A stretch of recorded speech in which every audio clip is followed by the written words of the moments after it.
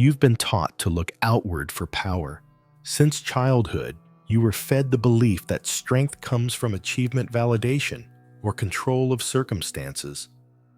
Your reflection was shaped by other people's eyes, and your worth measured by metrics not born from your soul. But what if this has all been backwards? What if the kingdoms we try to build in the outer world are merely shadows of the temple that already lives within us? Thoth, the scribe of the gods, once whispered that all is mind. This is not just philosophy. It is the first Hermetic principle, mentalism. The idea that the universe is a grand thought, and you a thinker within it, are never separate from the creative force that shapes all things. Reality begins in consciousness, not in action, not in reaction, but in awareness. The illusion of external power is persistent, seductive. It tells you that if only you had more money, more status, more love from others, then you would be safe, fulfilled, sovereign. Yet this path often leads us deeper into fragmentation. Because when you seek power in what is ever-changing, you tie your sense of self to a flame that flickers with every wind. The outer world is a mirror, not a source, a reflection, not a cause. We awaken when we stop chasing and begin remembering. Imagine a still lake at dawn. The surface reflects the sky, the trees, the gentle morning light. But the reflection changes only because something above or within has shifted. The lake does not control the sun, it receives its light. In the same way, your outer life reflects your inner frequency. The people you attract, the patterns that repeat the struggles you face, they are not punishments. They are invitations. They are reflections of the thoughts, beliefs, and energetic signatures you are holding knowingly or not. And this is good news, because if everything begins within, then you're healing your power, your wholeness. It has never been lost, only forgotten, hidden under layers of conditioning and distraction. The path is not about gaining more, but remembering who you already are beneath the noise. Mentalism teaches that the world is not happening to you, it is happening through you. You are not a victim of fate, but a painter with a brush made of attention. And what you focus on, you expand. This is not wishful thinking. It is the quantum truth mirrored in particle physics and ancient scrolls alike. The observer collapses the wave. The mind shapes the matter. Your thoughts, when held with feeling and belief, become prayers cast into the womb of the universe. But here's the quiet paradox. Before you can wield this truth with grace, you must first turn inward, not to manipulate reality, but to sit gently with yourself, to meet the parts of you you've abandoned in the pursuit of external power, to listen, to feel, to remember that the true alchemist does not fight the fire.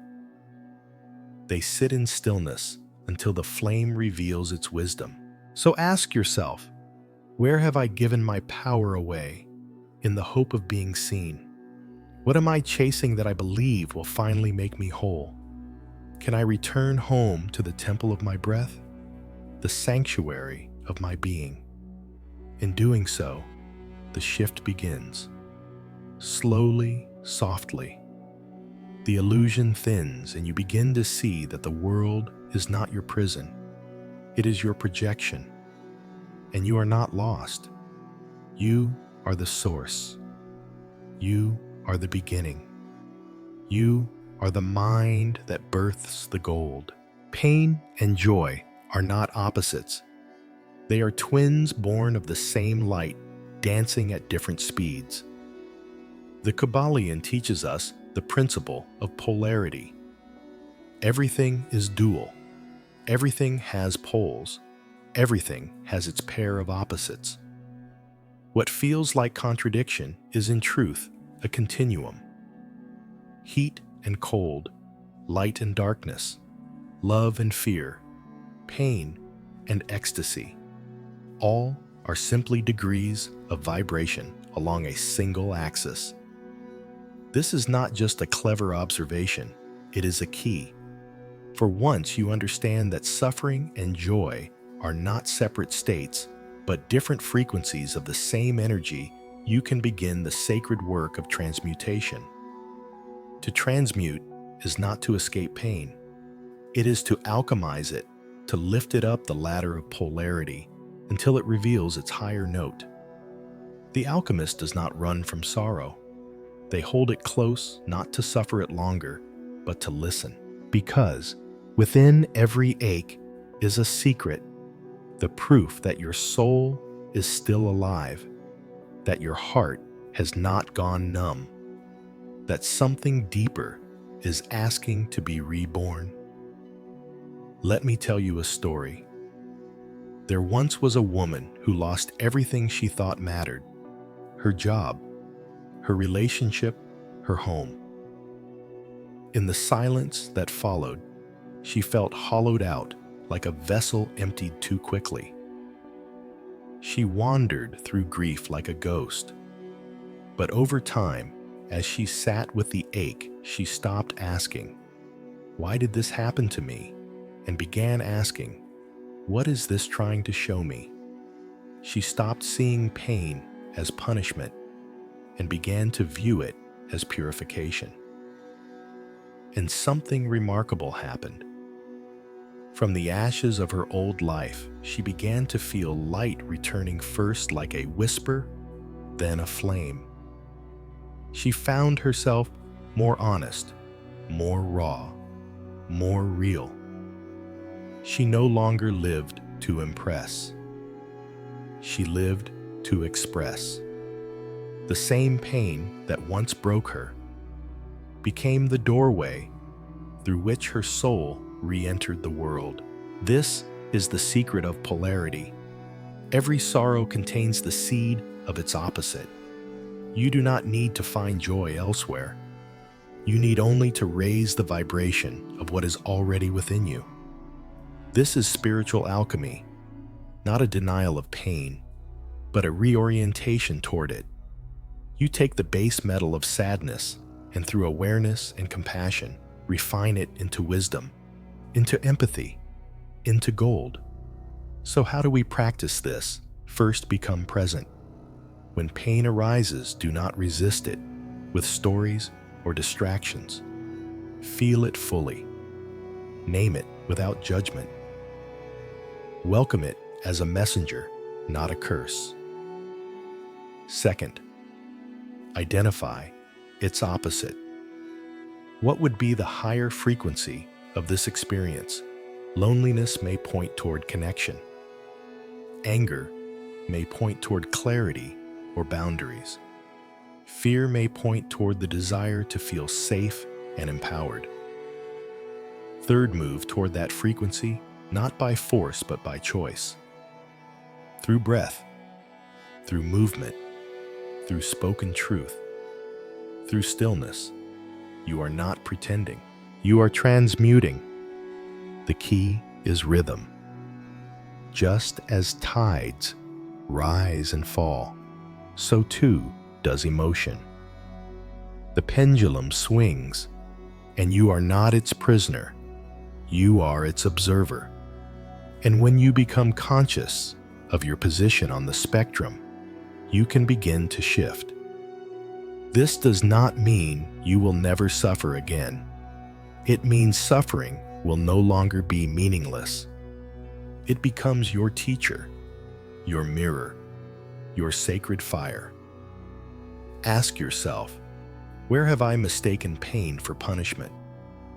Can I trace my sorrow to its source on the polarity spectrum? What would it feel like to raise that energy one breath at a time? As you ponder these, something changes. The world softens. Your heart opens. And slowly, the gold appears not from escaping life's shadows, but by walking through them with eyes wide open. You begin to understand. The wound is not the end. It is the beginning of the transmutation. The alchemist's path is not paved in light. It is lit by fire. We come now to the furnace of transformation, where the process of inner alchemy unfolds not in theory, but in sensation.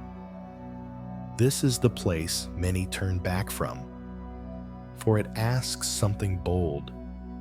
It asks you to feel, to stand naked before the storm of your own emotions, to let the intensity in, not to be consumed by it, but to be clarified through it. Pain is not your enemy. Pain is the flame that softens the metal. Suffering, when held with presence, becomes sacred fire, the very force that initiates you into your higher self. In the ancient texts, the alchemist does not bypass the lead, they embrace it. They stir it, heat it, watch it bubble and boil until its impurities rise to the surface and release.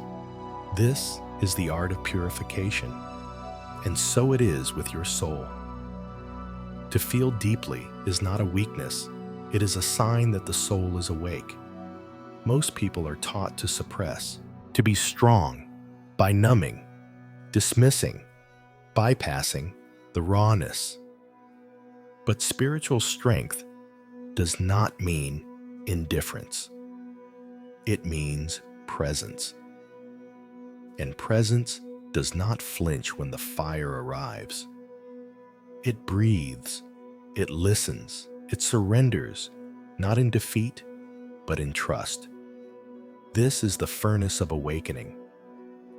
When grief wells up without warning, when rage pulses beneath your chest, when loneliness echoes louder than the world around you, these are not signs of failure. They are invitations. You are being summoned into the alchemical fire, not to be destroyed, but to be revealed. Let me show you how this works. A man heartbroken after betrayal finds himself consumed by rage and sorrow. At first, he distracts himself. Work, entertainment, numbing habits. But the ache persists. One day, sitting alone in a quiet room, he does something different. He allows the feeling in. He breathes into it. Instead of resisting, he watches. And as he does, the anger begins to soften. Beneath it, he finds grief. Beneath the grief, he finds a part of himself long abandoned, a boy who only wanted to be loved and protected. And in that recognition, something alchemizes. He begins to hold that boy within himself with compassion. The fire no longer burns him, it illuminates. This is transmutation. Not by force, but by love. Not by control, but by witnessing. You do not need to fix the fire. You need only to be with it. And in doing so, the base elements of fear, shame, and sorrow are lifted into new form. They become wisdom. They become clarity. They become light. So how do we practice this? When you feel overwhelmed, pause. Sit with the sensation. Name it. Notice where it lives in the body. Breathe deeply, not to escape, but to make space. Ask, what is this really asking for? Sometimes it will ask for rest, sometimes for tears, sometimes for movement music or prayer.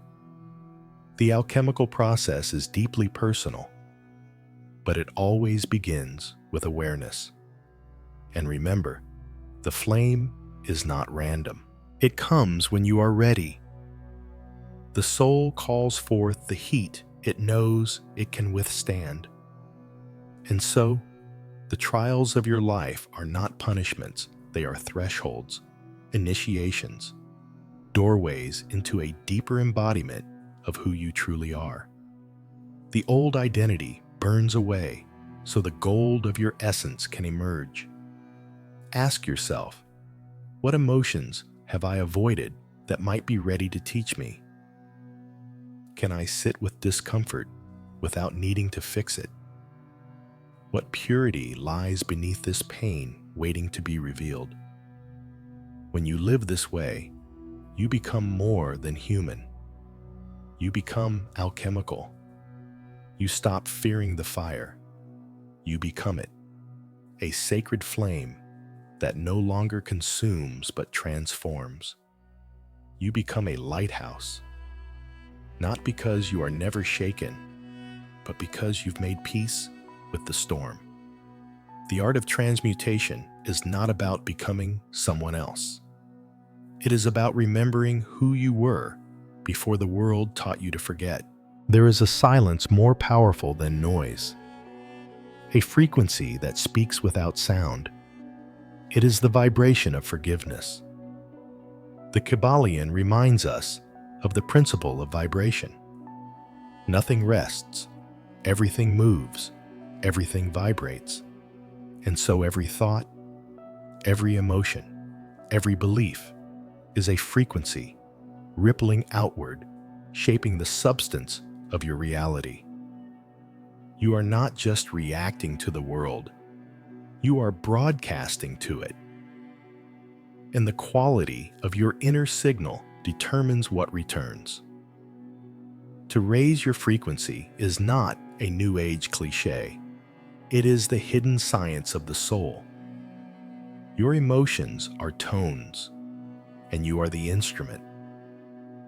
When you tune yourself to love and peace presence, you do not merely feel better. You begin to resonate with realities aligned to that state. You attract what you are in harmony with. And yet what holds most people back from this quantum shift is not ignorance. It is resentment. Resentment anchors the soul to the past. It replays the same frequency again and again, binding you to old versions of self. Whether the grudge is toward another or toward yourself, it creates static. It clogs the channel through which grace flows. Forgiveness is not forgetting. It is not excusing. It is choosing to let go of the weight so that your soul may rise. It is the ultimate alchemy, transforming poison into medicine, grief into grace. And it is entirely internal. The other person may never change. They may never understand. Forgiveness is not for them. It is the clearing of your own vibration so that you may return to peace. Think of a tuning fork. If struck, it vibrates and affects any instrument nearby, resonating at a similar frequency. But if the fork is cracked, its sound is distorted. Your heart too vibrates, broadcasting your dominant emotional state. When it is burdened by unhealed wounds, the frequency is fractured. But when the wound is held, seen, and forgiven, the music returns. Consider this.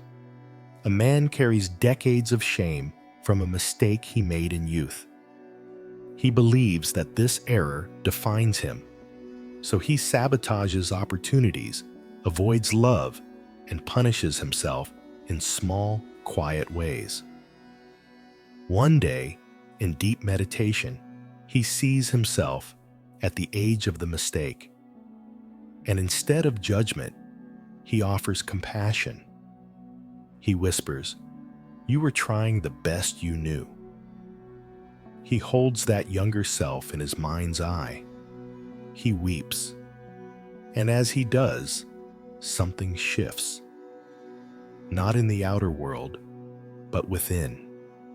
A new note emerges, gentler, truer. And slowly, the world begins to reflect that shift. This is the power of vibration. It begins invisibly, but the results become tangible. So how do we practice forgiveness in a world so saturated with pain? First, understand that forgiveness is a process, not a performance. Begin with willingness. Say to yourself, I am willing to forgive, even if I don't know how yet. This opens the gate. Second, name what hurt. Be honest with yourself. Write it down. Speak it aloud. The energy must move. What is repressed cannot be transmuted. Third, imagine releasing it not because it was okay, but because you deserve peace. Picture it lifting from your body like smoke rising from a candle. Breathe it out, again and again. And finally, fill the space with something new. A mantra, a blessing, a frequency of your choosing. The universe abhors a vacuum. What you release must be replaced, or it returns. Ask yourself, who am I still holding prisoner in my mind? What frequency have I been unknowingly broadcasting? What would it feel like to forgive myself fully? This is not abstract work. It is quantum. It is energetic architecture. Every act of forgiveness alters the signal. Every time you release a grudge, you realign your life path. And with time, you begin to notice that reality itself bends more softly around you. The world becomes more fluid, more luminous, not because it changed, but because you did. Forgiveness is the highest frequency because it brings you back to truth. And truth always vibrates as freedom. There is a still point within you, untouched by time. The silent witness, the sacred observer. This is your true self. All the Hermetic Principles culminate in one realization: as within, so without, as above, so below. The principle of correspondence is not a riddle, it is a mirror. It means that your outer world is a living reflection of your inner state, and that by shifting your consciousness, you shift the entire pattern of your life. This is not metaphor. It is spiritual mechanics. Imagine yourself in a house of mirrors. At first, you try to clean the reflections, wiping the glass, adjusting the light, controlling the angles. But nothing changes. Why? Because the distortion is not in the mirror. It is in the one looking. Only when you correct your posture, your expression, your gaze, does the reflection follow. The house was never broken. You were simply misaligned. So it is with life. When you live unconsciously, you become reactive, a victim of mirrors, chasing validation, fearing judgment, blaming shadows. But when you awaken as the observer, something sacred happens. You step out of the mirror maze. You realize you are not your story, not your name, your wounds, your triumphs, or your fears. You are the one who sees. This is sovereignty, not control over others, but mastery of self. To be sovereign is to sit at the center of your being, aware of your thoughts, but not defined by them. It is to feel emotion, but not drown in it. It is to act with intention, not compulsion. The alchemist at this stage becomes quiet. Not because there is nothing to say, but because they are listening for the real voice beneath the noise. Let me tell you a truth. that may surprise you. Enlightenment is not some faraway mountaintop. It is the ability to pause in the midst of chaos and choose presence. It is the moment you notice your fear, your craving, your old script, and you breathe instead of react. That breath is the doorway. That breath is gold. I knew someone once who had suffered great loss. Her instinct was to run into busyness, into distraction, into caretaking others. But one day, in deep reflection, she stopped. She turned inward. She let herself be with the ache. She breathed, and in that breath, she saw a vision not of escape, but of vast stillness, a field beyond pain and joy where only awareness remained. And in that moment, she remembered, I am not the storm. I am the sky it moves through. This is the sacred observer. It watches without judgment. It loves without condition. It holds all things not in analysis, but in light. When you live from this space, you do not need to force the world to change. It changes in response to you. Because you are no longer a product of patterns. You are the origin point, the axis, the center. How do we anchor this awareness? Begin each day with a simple ritual return to breath. Sit in silence for 5 minutes. Feel your heartbeat. Observe your thoughts as clouds passing. No grasping, no resisting. Just witnessing. Throughout the day, ask yourself, from where am I seeing this?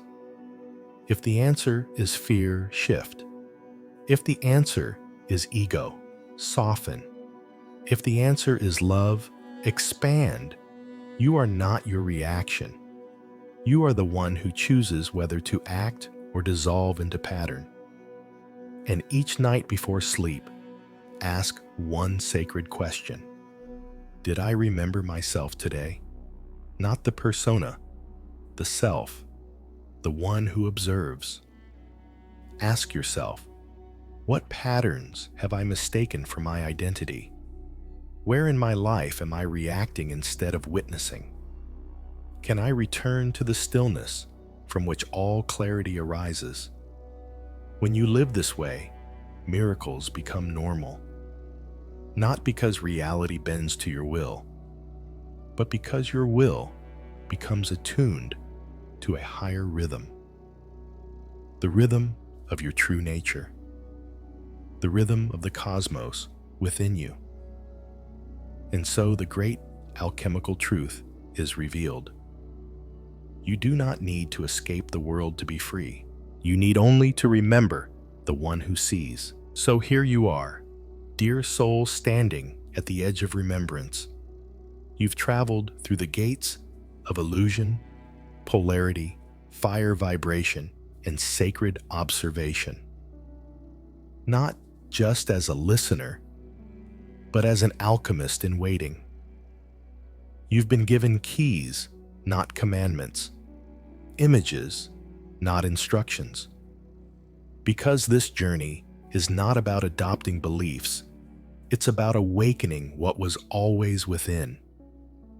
Pain does not mean you are broken. It means you are being tempered. Emotion is not your enemy. It is your messenger. The mirror of life is not your judge. It is your teacher. You are not here to be perfect. You are here to be whole. So take these principles not as rules, but as rhythm. Let them echo in your daily steps. Let your breath become your altar. Let your silence become your sanctuary. And when life rises like a storm again, as it surely will remember this, you are not here to avoid the fire. You are here to become it transmuting shadow into light, suffering into wisdom, and pain into spiritual gold. You are the alchemist. If these words stirred something deep inside you, if you felt the embers of ancient memory rising, then speak it. Share it. Carry it forward. The world does not need more information. It needs more awakened souls. Until then, breathe gently, walk wisely, and trust the alchemy already unfolding within you.